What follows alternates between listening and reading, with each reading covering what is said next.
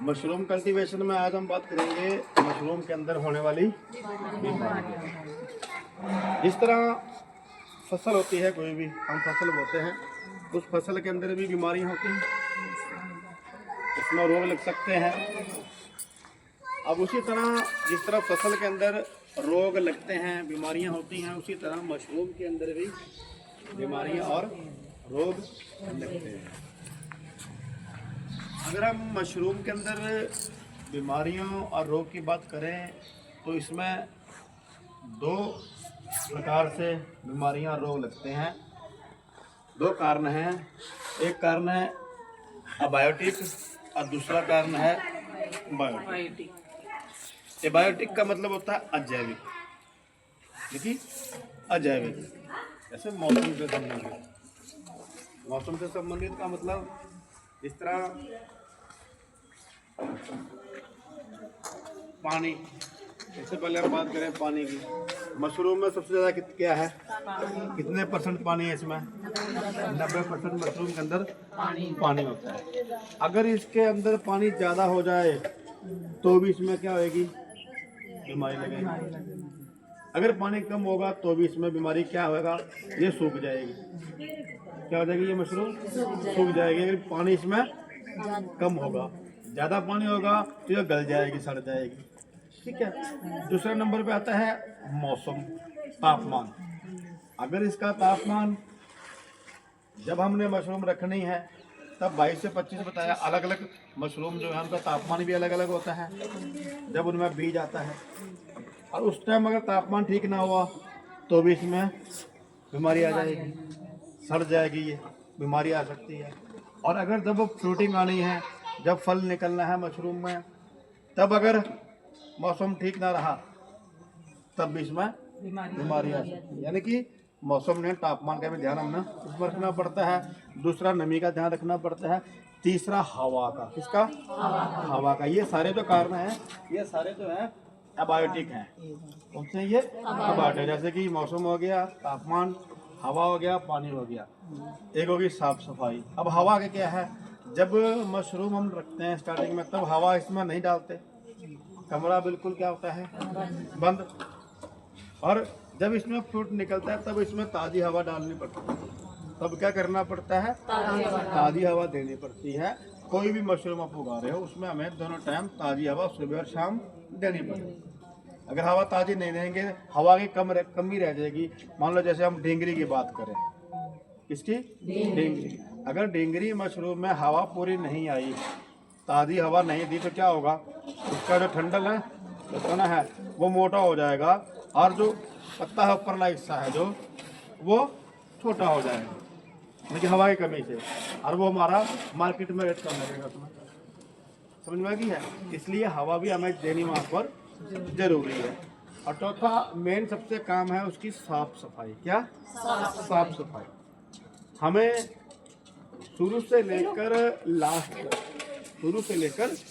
Last तक जब भी हमने मशरूम की शुरुआत करनी है, खेती करनी है, क्या करनी है, खेती करनी है। मशरूम की खेती करने के लिए शुरू से लेकर लास्ट तक जब हम खाद बना रहे हैं, खाद बनाने से भी पहले जहाँ पर हम खाद बना रहे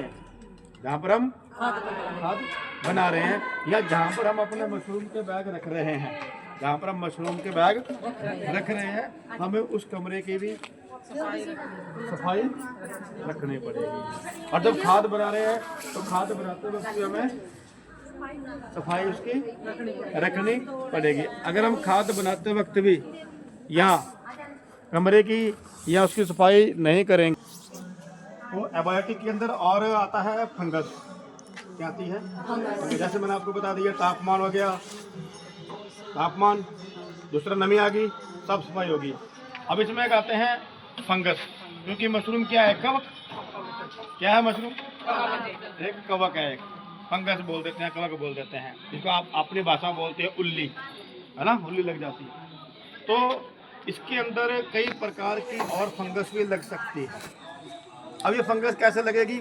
अब ये फंगस तब लगेगी जब मशरूम के अंदर जो तापमान आपको बता रखा है, अगर वो तापमान उतना नहीं है, अगर 25 तक बता रखा है तापमान, कि जब उसका जाला फैलना है तो 25 तक तापमान होना है। अगर तापमान 26, 27, 28 तक पहुंच जाएगा तो उसमें फंगस लग जाएगी, समझा जी।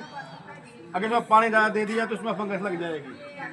अगर जब फ्रूटिंग हो रही है, जब उसका तापमान 14 से 15 से 18 तक बता रखा है, अगर ये तापमान बहुत ज़्यादा हो जाएगा, 20 हो जाएगा, 22 हो जाएगा, तब उसमें फंगस लग जाएगी। उसमें क्या लगेंगी? फंगस, जिसको हम बोल देते हैं ग्रीन मोल्ड आना, वाइट प्लास्टर, ठीक है, जिसको हम अपनी भाषा में बोलते थे कि मतलब मशरूम के अंदर जो बैग है उसके अंदर हरे रंग की जाला फैलना शुरू हो जाएगा। कौन से रंग का? इसको बोल देते हैं ग्रीन मोल्ड, हरी फफूंद आ गई, ठीक है। अगर उसमें मान लो पीले रंग की निकल गई, सफ़ेद रंग से वो पीली होने लगी, यानी कि कौन सी आ गई? पीली फफूंद आ गई, पीली फफूंद हो गई, यानी कि वो मशरूम नहीं है, बल्कि कोई और फफूंद निकल गई, ठीक है जी।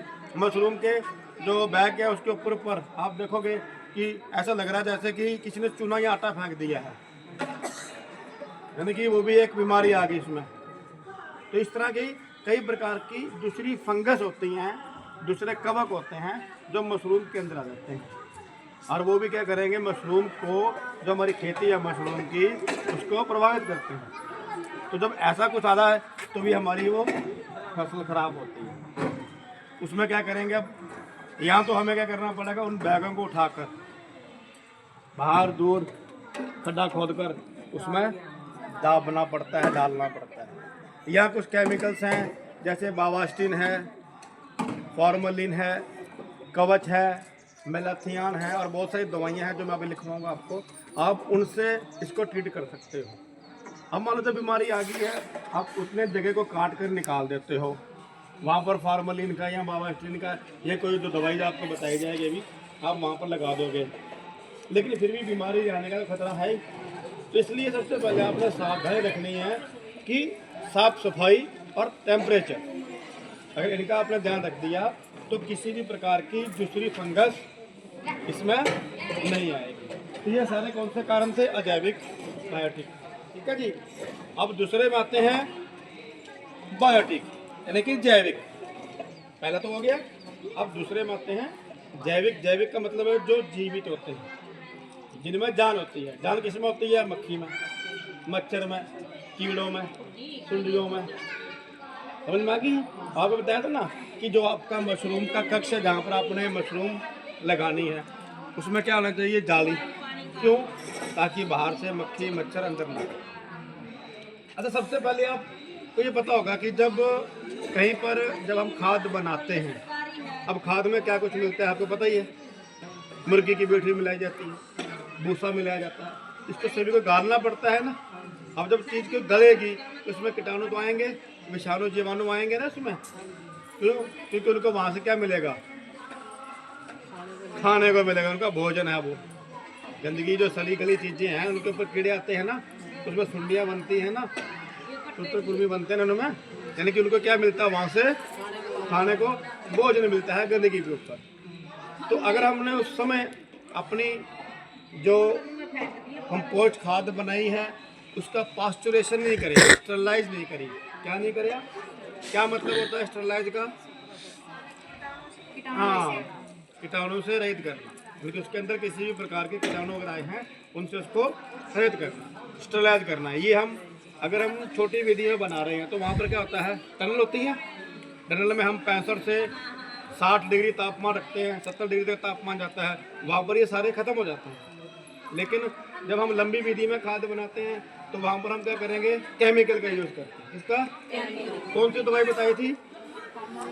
फार्मलिन और बावास्टिन। फार्मलिन और बावास्टिन हमने ये क्यों यूज़ करते हैं? ताकि उसके अंदर किसी भी प्रकार के कीटाणु या कीड़े मकोड़े आ जाते हैं, ये वाले बायोटिक जैविक को आ जाते हैं, तो उसको ख़त्म करने के लिए हम क्या करेंगे? उसका प्रयोग करेंगे। इसी तरह सॉरी, जब हम खाद बनाते हैं, क्या बनाते हैं? खाद। उसके बाद हम बनाते हैं केसिंग मिश्रण। क्या बनाते हैं? तो केसिंग मिश्रण में भी ये चीज़ें आ सकती हैं। तो उसको बनाते वक्त भी हमने इन चीज़ों का ध्यान रखना है। उसको क्या करना है? स्टरलाइज करना है, उसको पाश्चकृत करना है। क्या करना है? पाश्चकृत करना है, कीटाणुओं से रहित करना है। समझ में आ गई बात यहाँ तक? अब इसमें क्या होता है? दो तरीके बताए। एक तो या तो आप उसमें जो आपका कमरा है, रूम है, जहाँ पर आप छोटे विधि से खाद बना रहे हो, वहाँ पर इसको कर सकते हो ब्लोअर के द्वारा, या आप उसमें केमिकल डालकर उसको पास्चुरित या स्टेरलाइज कर सकते हो। इस तरह करके हम अपनी जो फसल है, जो मशरूम है, उसको कीटाणुओं से, बीमारियों से बचा सकते हैं। देखो दो मशरूम है, एक है सफ़ेद बटन और एक मिल्की। इसमें क्या डलता है? केसिंग। दोनों में केसिंग करनी पड़ती है ना। कौन सी में? सफ़ेद बटन में और मिल्की या दुधिया मशरूम में। अरे इसके अलावा 2 मशरूम बताई थी, पुआल और डिंगरी। क्या उसमें केसिंग करनी पड़ती है? उनमें केसिंग नहीं करनी पड़ती। पुआल मशरूम को केसिंग की जरूरत नहीं पड़ती और ढींगरी मशरूम में भी कोई केसिंग नहीं करनी पड़ती। केसिंग करनी पड़ती है सिर्फ 2 मशरूमों में, मिल्की और सफ़ेद बटन मशरूम। इसलिए जब भी आप केसिंग मिश्रण बनाते हो तो इस चीज़ का ध्यान रखना है कि केसिंग मिश्रण बनाते वक्त उसके अंदर किसी प्रकार के कोई सूत्रकृमि या कोई कीटाणु, विषाणु, जीवाणु उसमें ना आ सके। अब अगर कोई बीमारी हमारी मशरूम में आ जाती है किसी भी प्रकार से, बायोटिक प्रकार से या अबायोटिक प्रकार से, तो क्या करना है? तो क्या करेंगे?